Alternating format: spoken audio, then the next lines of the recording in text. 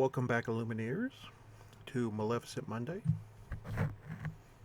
We are T minus 5 days from the launch of Disney Lorcana, the first chapter. I know players and store owners are chomping at the bit.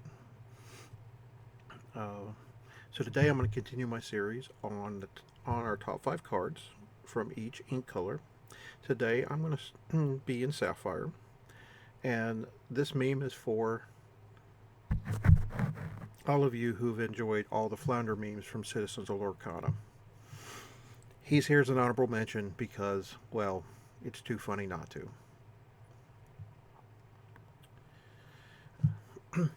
So I've been trying to make sure that I pick at least one action card and potentially an item card in each color. These are going to play mostly a secondary role in most colors because obviously currently the only way to gain lore is by questing, and for that you need characters. Blue doesn't have a lot of card draw. They have ramp, which for you folks that are new to CCGs, ramp is where we get to play additional resources so that on the following turn we can so if I get a way to play an additional resource on turn 3, on my turn 4, instead of having instead of having 4 resources in play, I now can have 5 resources in play. And it's very important because it lets you bring bigger, higher costed, more powerful characters into play. Blue has a lot of items, but again, I've tried to make this list with an item and an action, and the others are characters. Develop Your Brain is a good way to filter your deck. You're going to get to look at 2 cards. You're going to put one in your hand and you put the other one on the bottom of your deck. So this allows you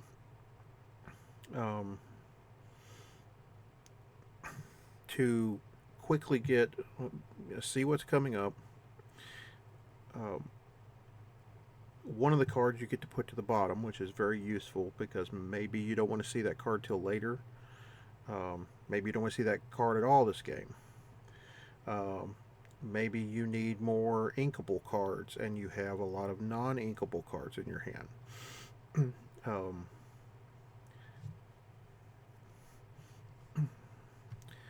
This is basically a good all-around card for Sapphire, and it will probably be one of the more played actions for their color pairing. Next up, I have my item card. So this is Scepter of Arendelle, a 1-cost item with a command, exert, chosen character gains support this turn. Now the reason I have included this is it's cheap, it's inkable, it's an item that stays on the board, and what it allows you to do is set up turns where you can easily give one of your characters support, quest, use their power, and pass it to another of your characters, and let you easily either trade your lower cost or lower strength character for one of their more expensive or more powerful characters that you didn't think you could get off the board. And that's very important. We're going to have to, at some point in the game, challenge our opponent's characters to get them off the board or waste other resources to do so. Being able to trade one of your not so relevant characters for one of their relevant characters is very important, and I think this is a very good card for that. Um, and I can't say that it will be in all Sapphire lists, but I think it's powerful enough to consider that it will be in a lot of lists. All right, next up we go to the characters. Now, um, since I said that Sapphire is our ramp color, um, lets us play extra resources and um, skip 4 cost characters to go to 5 cost characters, or wherever the step is. Um, there are 3 cards that let us do that um, at lower rarities, and 1 at a very high rarity, or well, 2 more at higher rarities.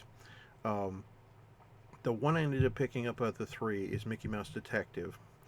The 3 cost uninkable 1/3 with 1 lore, and when you play him, you get to put the top card of your deck into your inkwell face down and exert it. Now, you don't get to see the card. Um, and also, if it happens to be something that's uninkable normally, you just got a bonus, which is great. So my other choices were One Jump Ahead, which is a song. Um, it costs 2, same ability.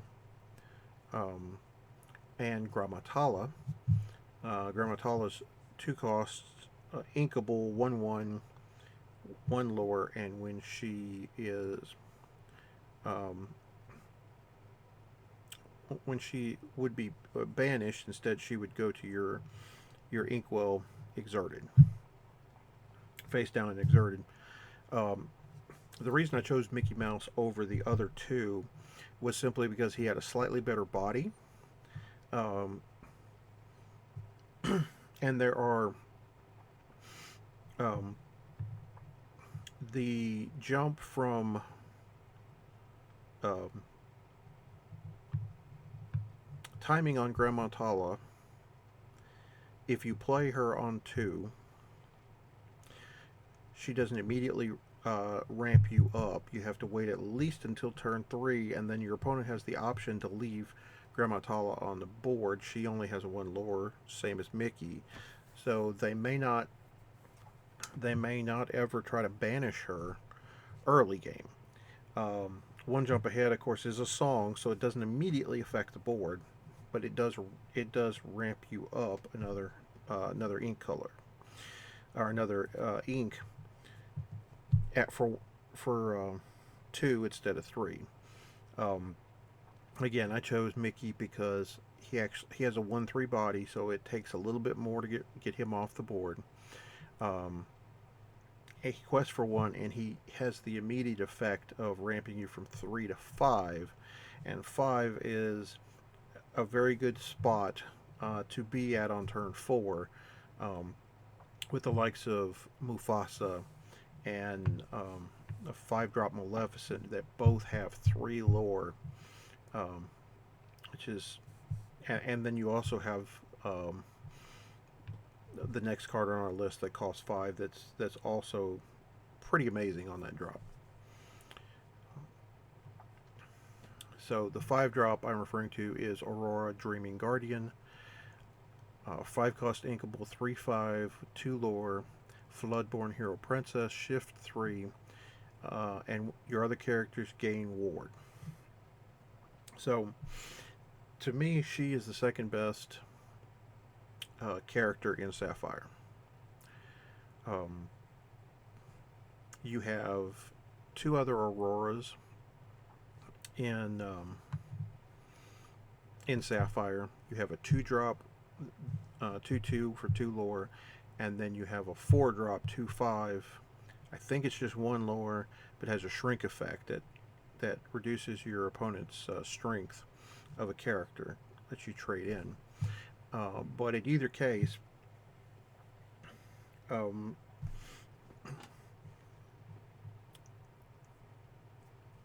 both of those are amazing shift targets, and ward is a very powerful effect, particularly when you're trying to protect characters like the Maleficent that I just spoke about. I think it's Maleficent Uninvited was the 5 cost 3/6 with 3 lore, and the Mufasa that's a 6 drop 4/6 with 3 lore. Um,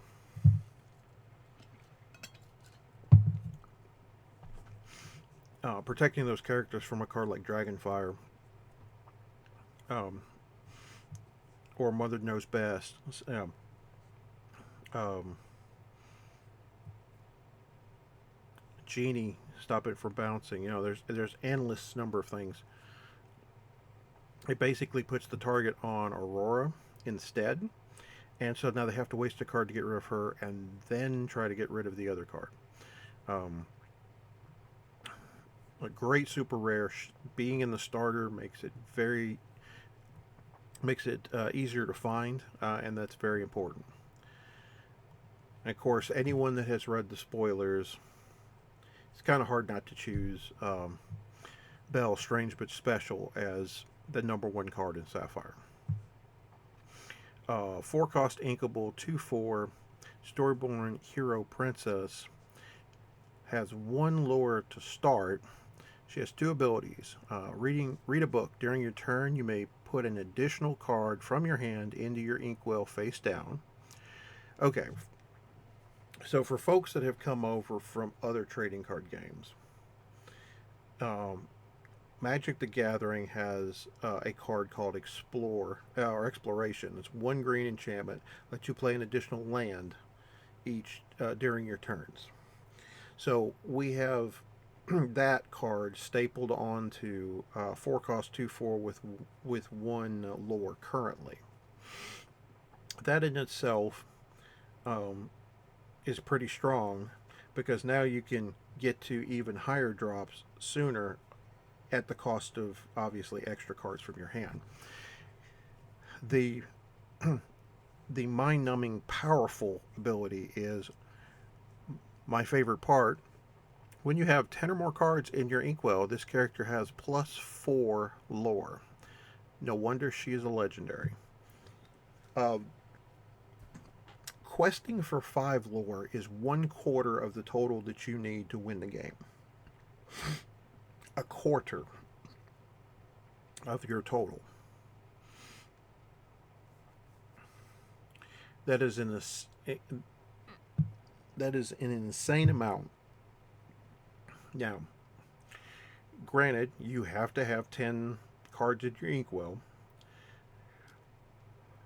but if you're already playing cards that ramp you, so you're getting extra cards into your inkwell that way, and then you're playing Belle where you can play extra resources into your inkwell each turn if you have the cards to do so, you're going to get to 10 eventually.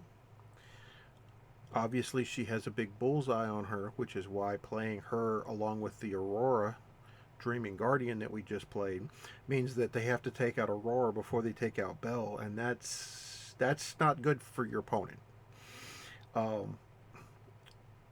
can I can attest that she is a pain, especially when she has Ward. It's rough. And even in decks that are playing bodyguards, it's a similar situation. I can't challenge into her. Okay, well, I got to take out bodyguards first. Great. Do you have Aurora Dreaming Guardian on the board? Great. Now I have to I literally have to attack into the bodyguard because I can't Dragonfire. So this card will be annoying us for quite some time. Alright guys, that's the end for my top 5 Sapphire cards. What do you think about my list?